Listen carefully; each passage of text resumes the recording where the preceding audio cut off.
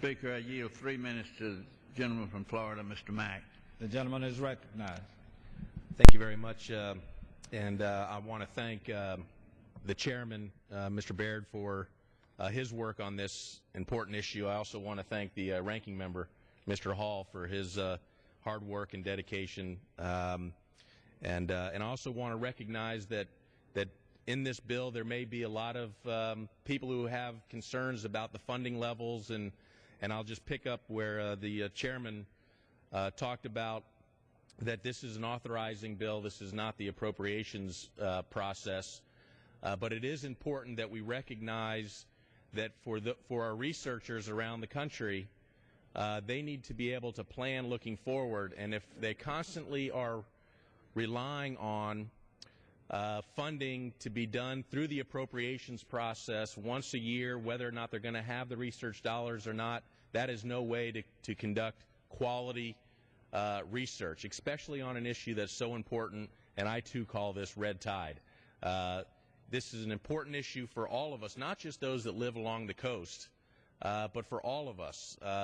When people go on vacation, it used to be thought that red tide was only something that affected the marine life, but now we have seen that this is crossed over and affecting not only the quality of life of people who live or vacation at the beach, but also can cause death. So I commend the committee for this bill.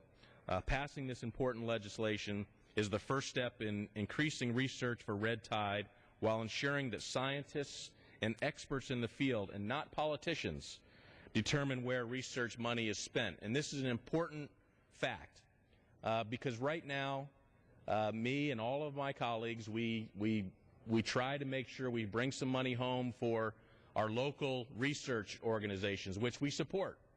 But in this legislation, what we're saying is, let's have a peer review group look at the research projects that are out there and let them decide. Let scientists decide what's most important, what research is to be supported and funded. This is very important for everybody at home, for those people who want to make sure that we control spending. The best way to control spending is, one of the ways is through this bill, is to make sure that peer review groups are deciding where the money's going, not every one of members of Congress fighting for their own little project in their backyard. So I see this in that light as well.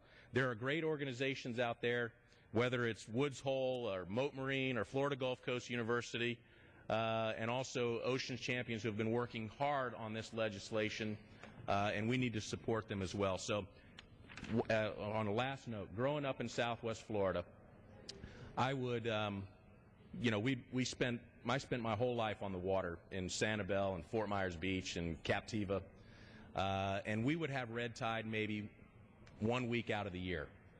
Not too long ago, Mr. Chairman, may I request an additional minute? Yeah, yield man another minute. So we would have an outbreak of maybe once a year for 1 week. Not too long ago, we had 13 months of straight red tide off the coast of Florida, in Southwest Florida. Clearly something is changing, something is happening, and right now, frankly, I don't know that we can trust all the research that's out there. This bill will ensure that we can trust the research that's happening, that it's done through a peer review group, through NOAA, and that we will have reporting to the Congress on those findings so we can continue to monitor and hopefully eliminate or begin to control red tide so the citizens of this great country can enjoy the beaches, our economies can grow, and quality of life can improve. Thank you for the time.